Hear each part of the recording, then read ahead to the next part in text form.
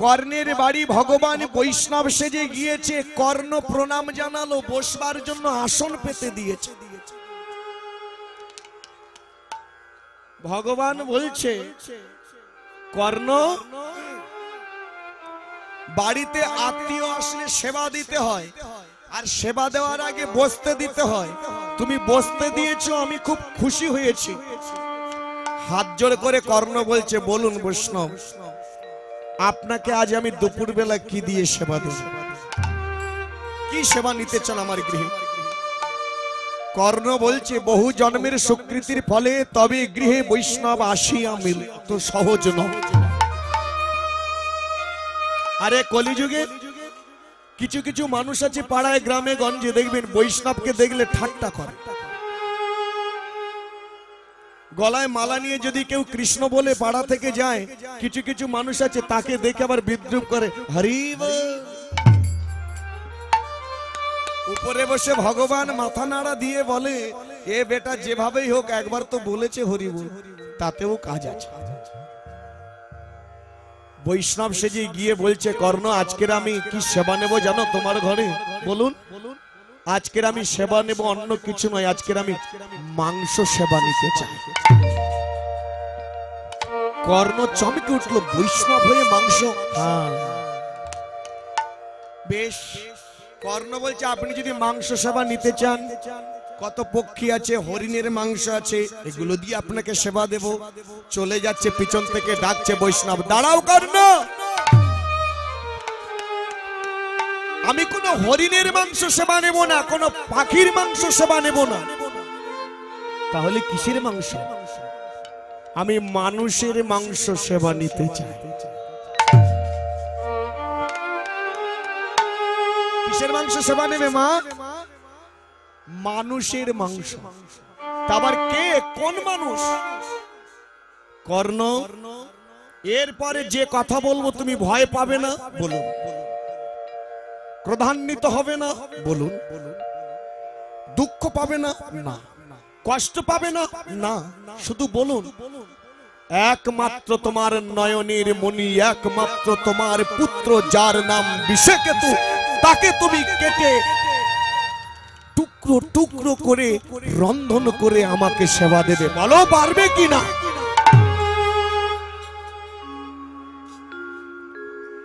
বিষকেতুর বাবা দাতা কর্ণ তখন দাতা হয়নি। কর্ণ কেঁদে বলল, প্রভু, এই জগতে কোনো বাবা আছে?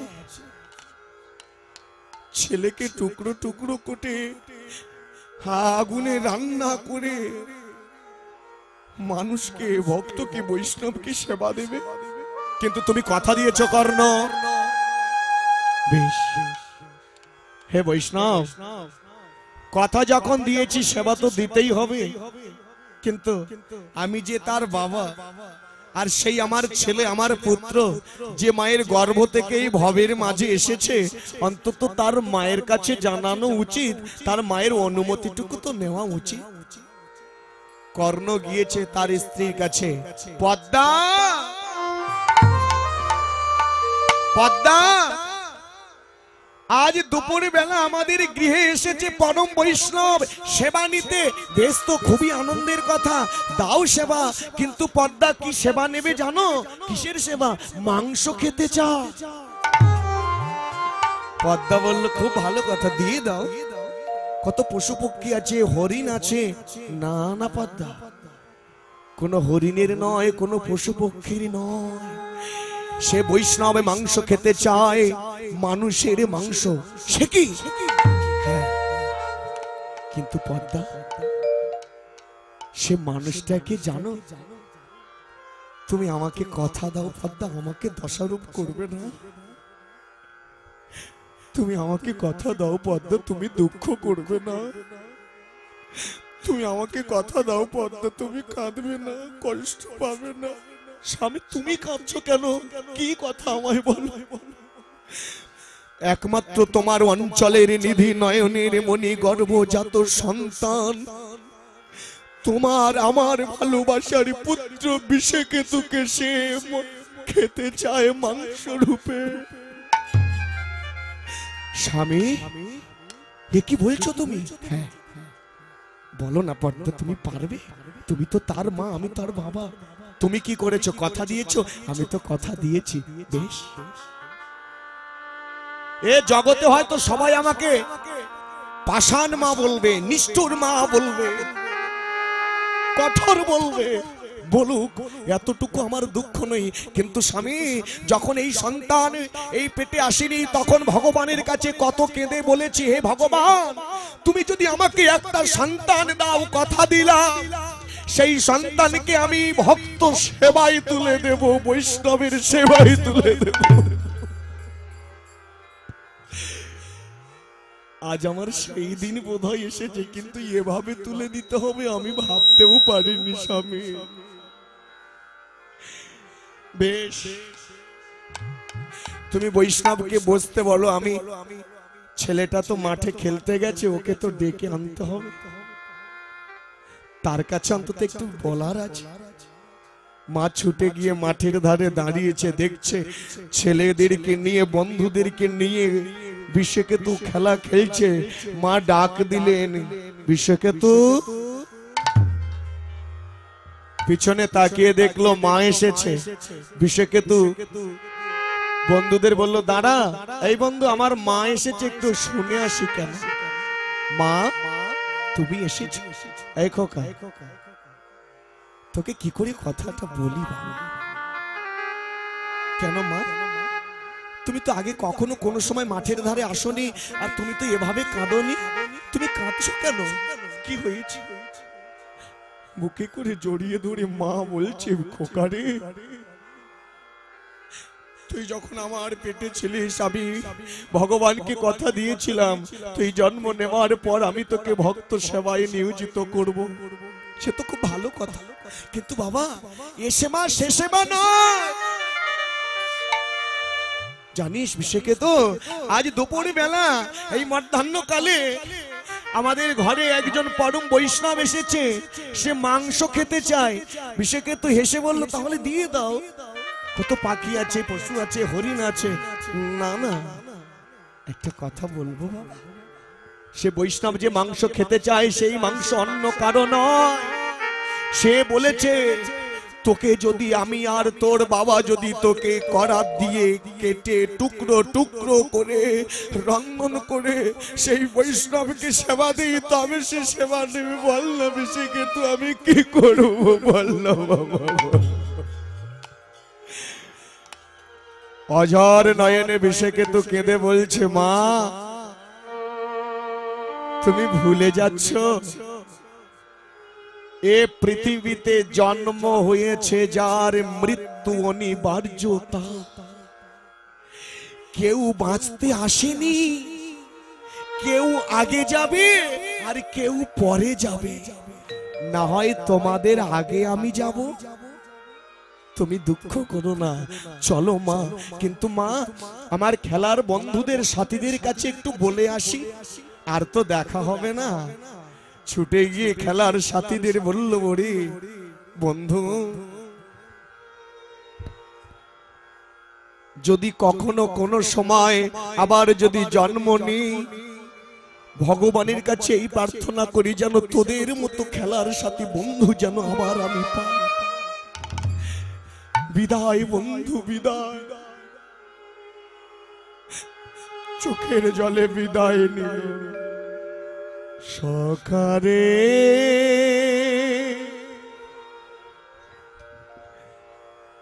সখারে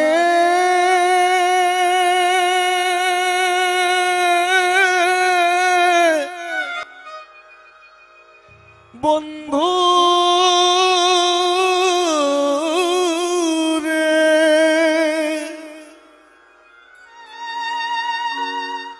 বিশ্বকেতুকে নিয়ে চলে গেল। বিশ্বকেতুর মা বৈষ্ণব বলছে, কর্ণ, অনেক সময় হয়ে গেল, কই সেবা দেওয়ার ব্যবস্থা করো।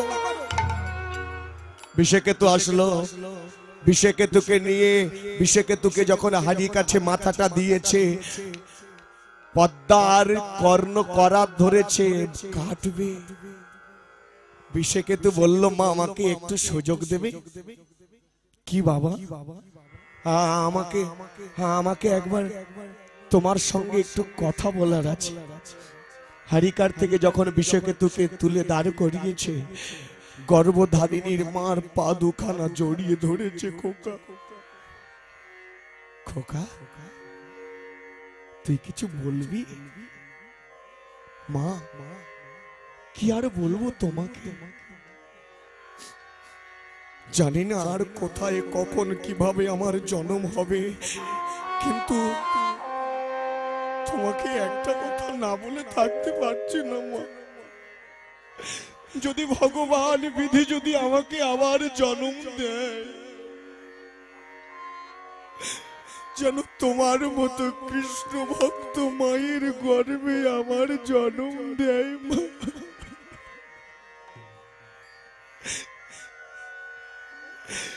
তোমার মতো মায়ের গর্ভে যেন আমায় জন্ম দেয়, এই প্রার্থনা করি গোবিন্দের কাছে। মা গো,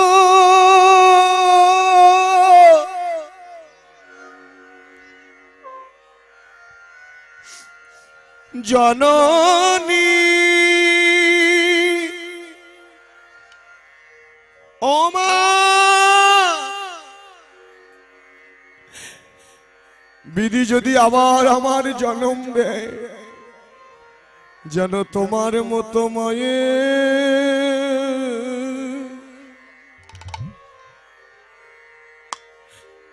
গরিবে আমার জন্ম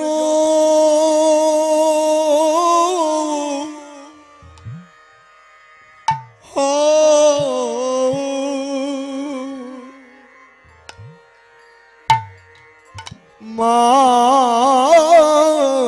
গো।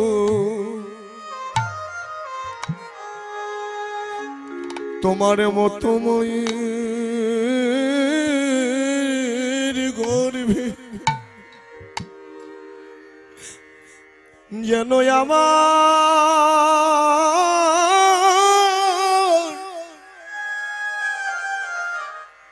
আমার জন্ম হয় গো। কর্ণ আর পদ্মা দুজনে মিলে করা ধরেছে,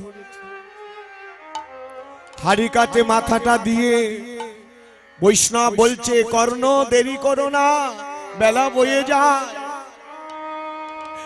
পদ্মার কর্ণ কাটতে যাবে এমন সময় বৈষ্ণব বলছে, শোনো কর্ণ, শোনো পদ্মা, নিজের ছেলে বলে ওই পুত্রে যখন কাটবে সে সময় চোখের জল পড়লে হবে না, কষ্ট পেলে হবে না, দুঃখ করলে হবে না, বদনে থাকবে হাস্যময়।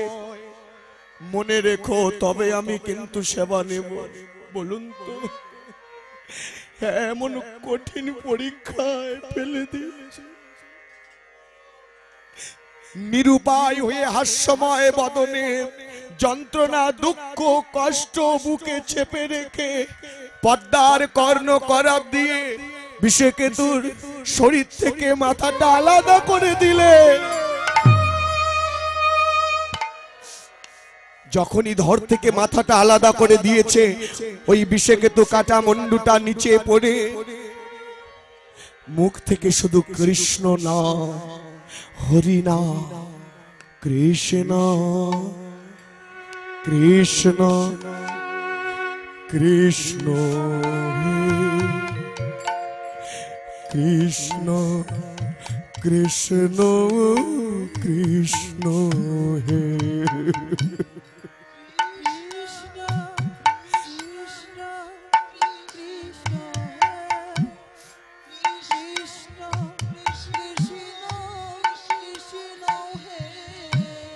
কৃষ্ণ কৃষ্ণ কৃষ্ণ হে, কৃষ্ণ কৃষ্ণ কৃষ্ণ হে।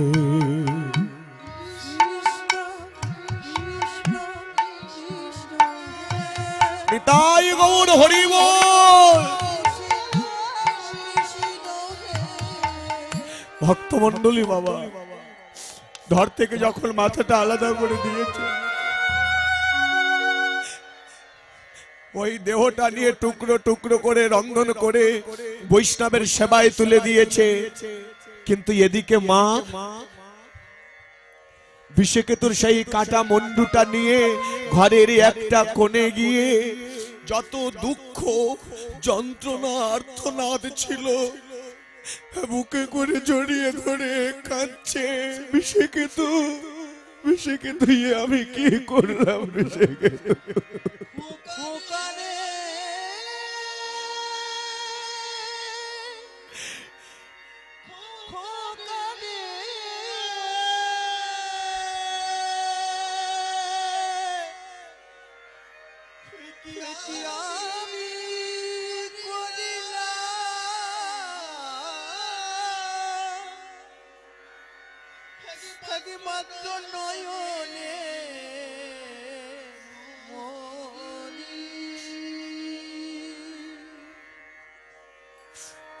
কাটা মুন্ডুটা নিয়ে পদ্মা কাঁদছে।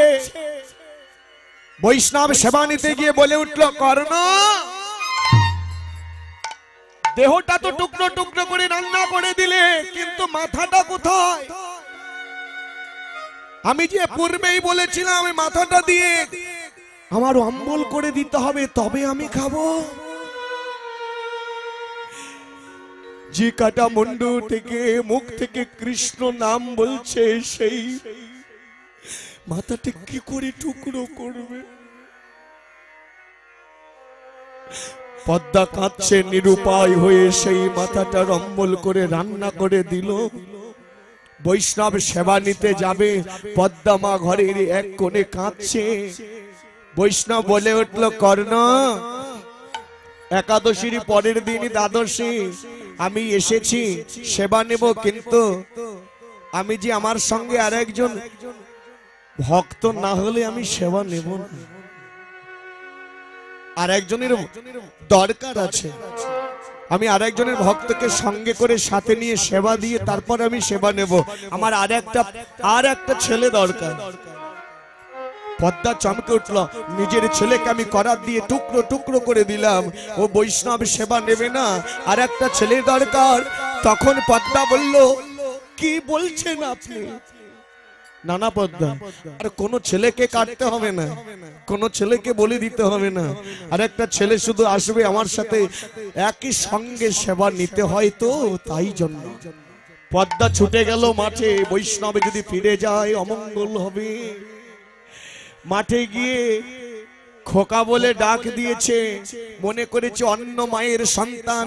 যখনই খোকা বলে ডাক দিয়েছে, হঠাৎ তাকিয়ে দেখলো বিষকেতু দাঁড়িয়ে আছে। খোকা, আমি কি দেখছি? আমার ছেলে বিষকেতু। বিষকেতু, তুই এখানে কি করে এলি? বিষকেতু বলে উঠলো, মা, কেন সকালবেলা তোমার কাছ থেকে বলে আসলাম মাঠে খেলতে যাচ্ছি। চমকে উঠলো মা, তাহলে আমার ঘরে যে বৈষ্ণব এসেছে সে কে হতে পারে? যে বিষকেতুকে আমি আমার স্বামী মিলে দুজনে মিলে করাত দিয়ে ধর থেকে মাথাটা আলাদা করে দিয়েছি, রান্না করে সেবা দিয়েছি, সেই বিষকেতু মাঠে কি করে এলো? বাৎসল্য প্রেমে বুকে করে জড়িয়ে ধরছে। যখন ঘরে নিয়ে গেছে, কর্ণ সেবা দিয়ে বসেছিল, বৈষ্ণবে পিছনে ছিল। বিষকেতু যখন নিয়ে গেল, কর্ণ বলছে, পদ্মা, তুমি বিষকেতু? এই দেখো, আমাদের বিষকেতুকে আমরা মারতে পারিনি গো। সে কি, তুমি আমি দুজনে মিলে করাত দিয়ে ধর থেকে মাথাটা আলাদা করে দিলাম, আমি কি দেখছি? এই তো আমাদের বিষকেতু। পিছন ফিরে তাকিয়ে দেখলো যে বৈষ্ণবকে সেবা দিয়েছিল সে পাত্র নাই, সে বৈষ্ণব না। কর্ণ বলে উঠল, পদ্মা, দেখেছো আমরা দানি কিনা, আমরা ভালোবাসি কিনা, আমাদের ভিতরে প্রেম, ভক্তি, ভালোবাসা, বিশ্বাস আছে কিনা, এটা প্রমাণ করার জন্য স্বয়ং ভগবান বৈষ্ণব সেজে আজ দুপুর বেলা আমাদের ঘরে এসেছিল। কিন্তু পারলাম না পদ্মা, পারলাম না তাকে ধরে রাখতে। ভক্তমণ্ডলী, ভগবান কার ঘরে কিভাবে কোন রূপে যাবে এটা বলে বোঝানো যাবে না। তার যে অনন্ত অনন্ত রূপ কোন রূপে ভক্তের মাঝে আসবে বোঝানো যাবে না। কেন আসে তিনি? ভক্ত ছাড়া তিনি এক বিন্দু থাকতে পারে না। তাই তো ভগবান বলছে, ভক্ত যদি আমার কাছে আসতে দেরি করে আমি ভক্তের কাছে যেতে ভুল করব না। আমি ভক্ত বড় ভালোবাসি। ভক্ত আমাকে নাম রেখেছে বাঞ্ছা কল্পতরু। তাই ভগবান বলছে, ভক্ত আমার মাতা পিতা, ভক্ত আমার গুরু।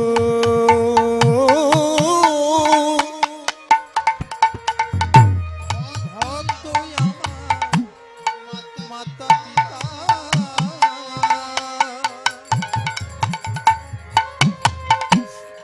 ভক্ত আমার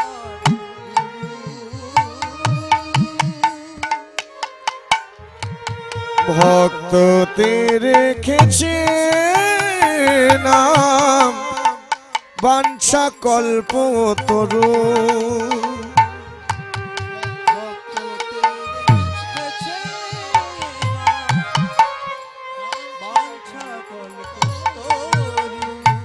ভক্ত আমার মাতা পিতা,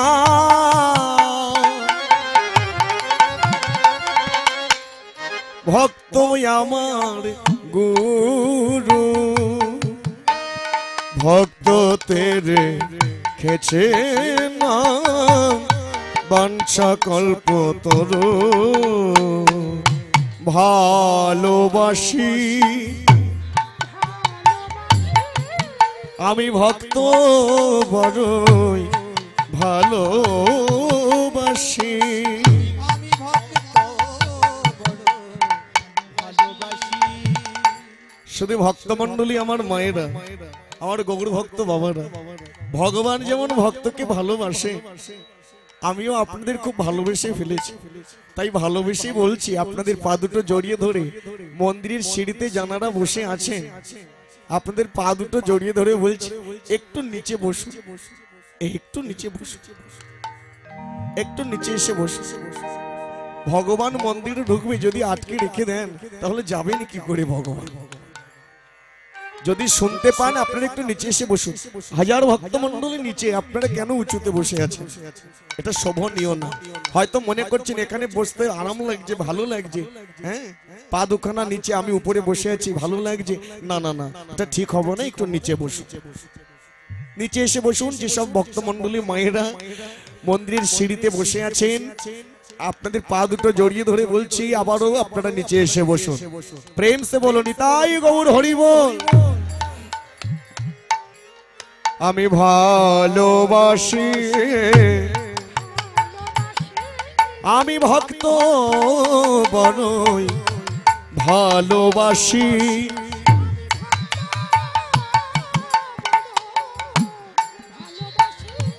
তাই তো আমি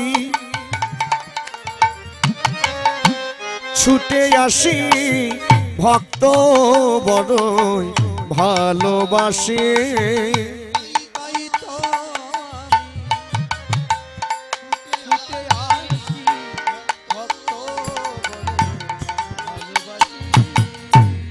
তাই তো সেই ভগবান ধরাধামে নেমে এসেছে ভক্তের কাছে। ভক্তের কাছে নেমে এসে হাতে ধরে পায়ে ধরে নাম বিতরণ করছে। হে ভক্তমণ্ডলী, তোমরা যারা আজ আমার সাথে রয়েছো বলো আমার সাথে, হাতে তালি দিয়ে উচ্চ কলরবে গাও মধুর কৃষ্ণ নাম, গাও গাও। শোনো, কেউ যদি আমার সঙ্গ দাও, কেউ যদি ভক্ত সঙ্গ করো, হরিনাম সঙ্গ করো, ভক্ত সঙ্গ, সাধু সঙ্গ, ভাগবত সঙ্গ করো, তবে মনে রেখো উপরে পরিষ্কার রাখলে হবে না, ভিতর অবধি পরিষ্কার থাকা দরকার। ঠিক কিনা? কারণ দেখবেন এ জগতে বিভিন্ন নামি দামি কোম্পানির সাবান আছে, যে সাবানটা আমরা শরীরে মাখলে এই শরীরের উপরের ময়লা পরিষ্কার হবে, কিন্তু ভিতরের ময়লাটা পরিষ্কার হবে কোন সাবান? এমন কোন কোম্পানি নেই যে সেই সাবানটা বের করেছে, তবে হ্যাঁ একটা কোম্পানি আছে, সেটা হলো আমার চৈতন্যের কোম্পানি। যে কোম্পানি, চৈতন্য কোম্পানি, ভগবান শ্রীকৃষ্ণ চৈতন্য মহাপ্রভু অযাচিত ভাবে উপযাজক হয়ে নাম দিল। এই নামে বললে দেহ শুদ্ধি, মন শুদ্ধি, চিত্ত শুদ্ধি, অনর্গল বলতে পারো। একবার বলো, এটা পরিষ্কার হয়ে যাবে। তার জন্য দরকার সাধু সঙ্গ। ছেড়ে দাও অহংকার। কিসের জন্য অহংকার করছো? দেহের অহংকার, পোশাকের অহংকার। এই দেহ মাটি থেকে তৈরি, মাটিতেই মিশে যাবে। ক্ষিতি অব তেজ মরুত বোম, পঞ্চরস দেহ তৈরি, একদিন এই দেহ মাটিতেই মিশে যাবে। গৌরবে করো না, ছেড়ে দাও। ছেড়ে দিয়ে বলো। এই জায়গায় ভগবান বলছে, শোনো, তোমরা সঙ্গ দিয়েও যদি হরি নামে না বলো, যে নামে বলতে কোনো পয়সা লাগে না, কোনো টাকা লাগবে না, শুধু বললেই হবে। শোনো শোনো ভক্তমণ্ডলী বাবা, এই জায়গায় পদাবলীটা এমন একটু গায়ে জ্বালা দেওয়া মতো। বলবো? গাইবো? বলছে, শোনো শোনো যার মুখে ভাই হরি কথা নাই, তার কাছে তুমি যেও না। নিতাই গৌর হরি বল।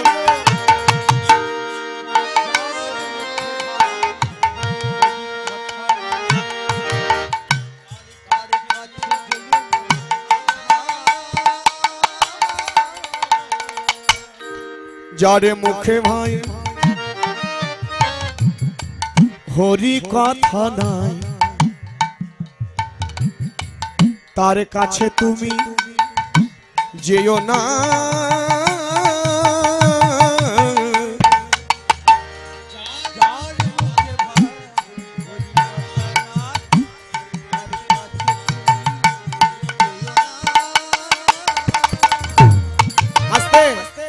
এখানে পদাবলিতে বলছে, যার মুখে ভাই হরি কথা, কৃষ্ণ কথা নাই, তার কাছে তুমি যেও না ভাই। কিন্তু আমার বড় বিশ্বাস, এটা আমার দৃঢ় বিশ্বাস, এই প্যান্ডেলে যত ভক্তমণ্ডলী আজকে আমরা উপস্থিত হয়েছি, সবার মুখে কিন্তু হরি নাম কীর্তন আছে, হরি বল উচ্চারিত হবে। হবে? বলো নিতাই চাঁদ কি?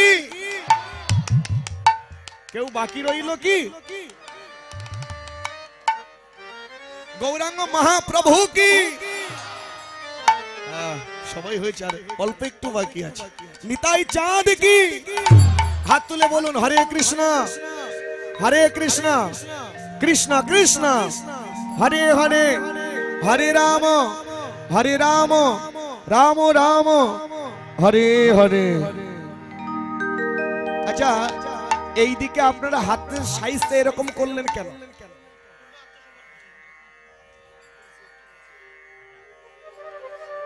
এখানে কোনো ভারী পাথরটা তো দেওয়া আছে, উঠছে না, তুলে দিতে হবে। বলো রাধা রানী কি? যার মুখে ভাই হরি কথা নাই, তার কাছে তুমি না না না যেও না।